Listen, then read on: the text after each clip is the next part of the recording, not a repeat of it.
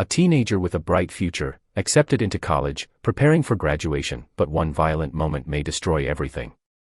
The judge says he's a danger to the community. The defense says he was attacked first. And when the courtroom hears what allegedly happened during the fight, the entire mood changes. Did this teen act in self-defense, or did he throw away his future forever?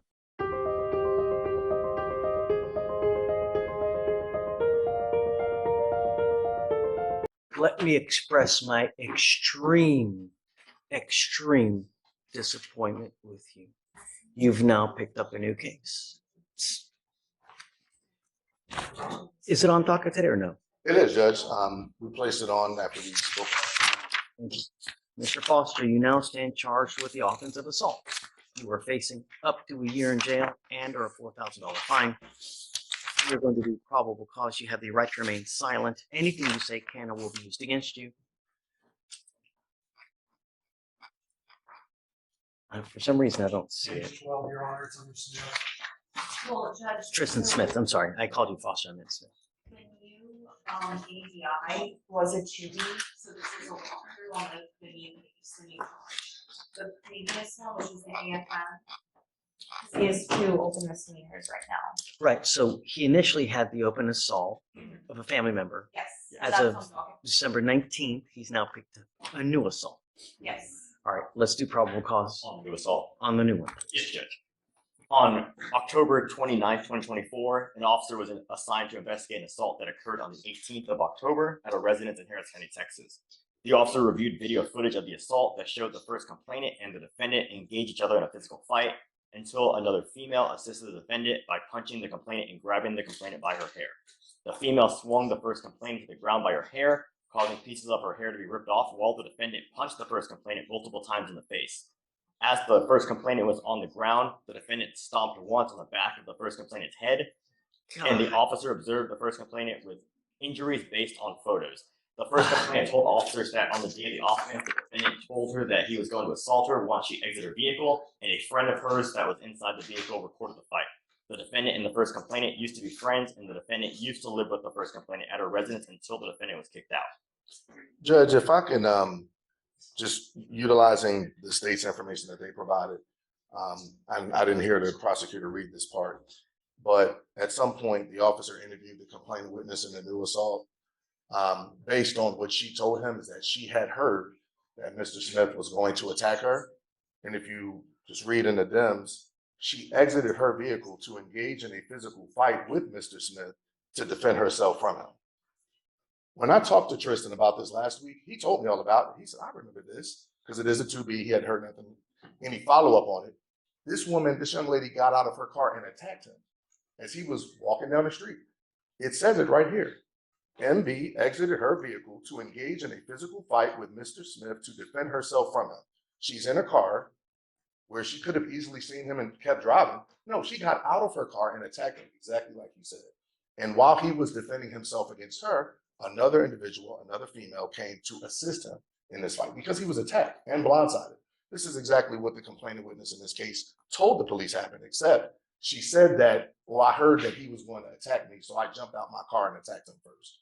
That's not an assault. I don't know. All I know is that the facts are pretty egregious. And I mean, he could have taken off, didn't have to sit there and didn't have to engage. He could have, you're on bond for a criminal case. So stop. I'm not asking you to say anything. You, in the correct mindset, I have an open assault. It's probably a pretty good idea for me to go away and not do anything here. And if he had that time to reflect in that instance, then perhaps he should have done that. But he's walking down the street and this girl jumps out the car to engage him in a physical fight, like she told police that she did, to defend herself from him.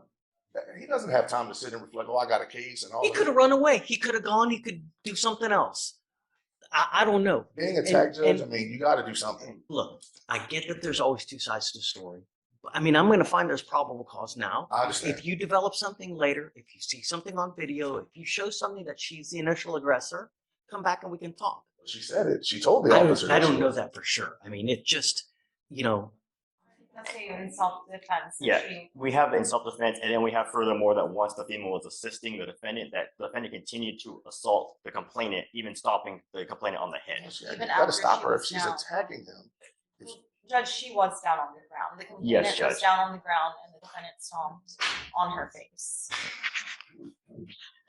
I'm finding that there's probable cause. You picked up a new case. And we'll deal with that, Judge. But the biggest issue, of course, is the fact that he did pick up a new case, albeit he didn't ask for it. I mean, he's walking down the street. And his situation being one that's extraordinary, one that I haven't seen much this year, dealing with indigent defendants, being of his age, which is a high school student, as we've talked about before, pending graduation with an acceptance to a great school. This is a very tenuous time for him. You've already ordered him to be drug tested before and all of that, so we're working through those things. The last thing that, and I know we have to consider the complainant witness in the community and all of that, I understand that. But I'm advocating for Mr. Smith.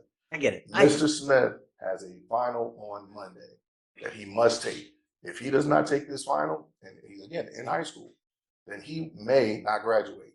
If he doesn't graduate, then we can kiss Baylor goodbye. It's not likely to happen for him in light of all of the challenges that he's dealing with. He doesn't have his mother to help him. His grandmother, we know she's a complaining witness. He can't even go around the house. He doesn't have any help right now. He's living with a friend and walked here from Atascocita this morning, which took him 9 hours. I mean, this situation it's extremely difficult, Judge. So my ask is that we do something, and it could be amend bond conditions, but to keep him on bond so that he can take his test, do what he needs to do to finish school, and hopefully we can resolve these issues. I've looked at the evidence that the state has submitted for the new case. There's clearly something happened, clearly. I mean, and I would see the evidence shows that. But if he's walking down the street and this girl, per her own admission, jumps out her car to engage into a physical altercation with him to defend herself, that doesn't make sense. And that's not really fair to him.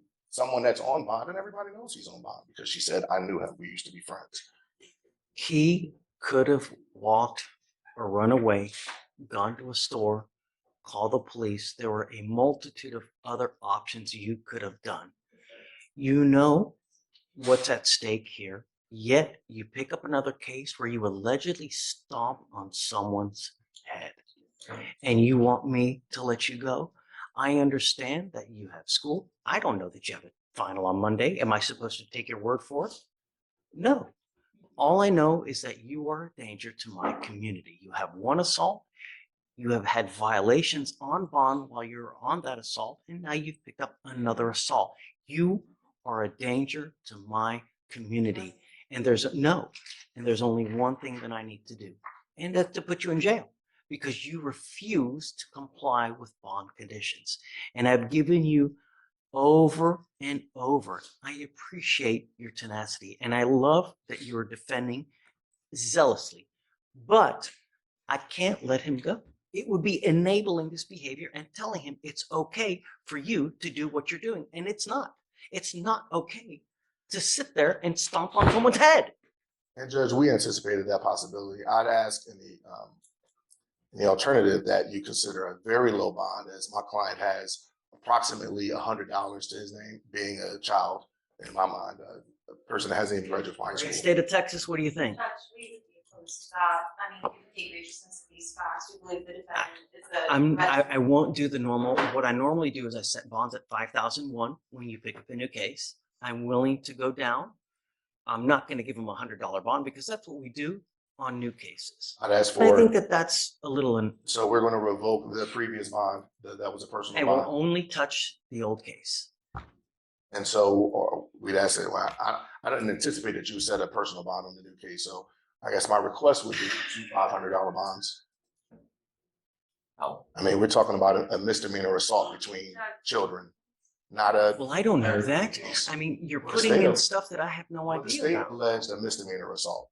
They didn't allege an aggravated assault, which they could have, and they did not. They alleged a misdemeanor Doesn't make assault. me feel better.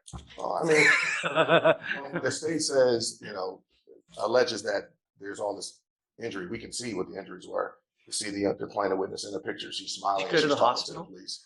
No, she didn't go to the hospital, Judge. I don't know. I've read everything. She hasn't gone to the hospital. She has a swollen eye, is what she has. Judge, I don't believe, I mean, her hair was also ripped out, Judge, based on what we see in the four corners of the dims. We haven't done. I don't know. I mean, there's a lot of people who wear different types of hair. Sure. No. But just going off the dims, we have her hair being ripped out and being stopped. So, And to your question, not hospitalized, Judge. So here's what I'll do.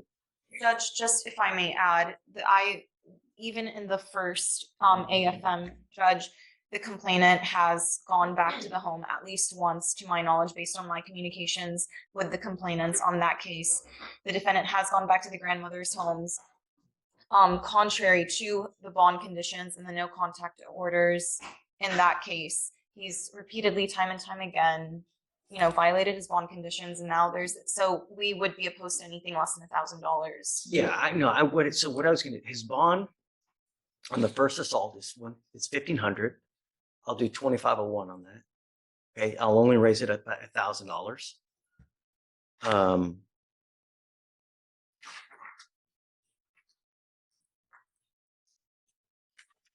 On the new case, what do you think? Should we give him a PR bond? Judge, No, Judge. we'd be opposed based on the nature of the allegations where he stomped on someone's head, pulled their hair, and in addition to that being picked up just a month after the previous AFM. And charged with a misdemeanor. I mean, if the state felt so vigorously about this case, then they would have filed in a district court. I mean, this is a misdemeanor assault between. I think there's no way this would have been gone upstairs.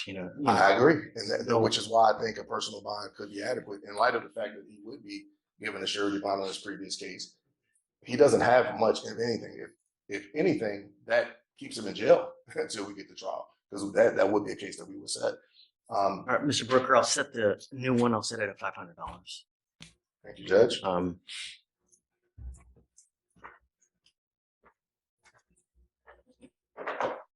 I hope you get it. You're going in today, but I hope you get it. I mean, we're not going to stand for this. You got to pay the piper. And I don't know if it's dealing with the school now will get you to wake up and realize that you can't do what you're doing, but that's it. I've literally bent over backwards not to put you in jail, Mr. Smith. Literally bent over backwards. How many chances have we, Goes with you. Okay, Mr. Smith. Good luck. What do you think? Was this self-defense, or did the judge make the right call? Drop your opinion in the comments below. Backhand index pointing down. And if you enjoy real courtroom drama, shocking judge reactions, and intense legal battles you won't see anywhere else, make sure to subscribe and turn on notifications bell, because the next case might be even crazier than this one.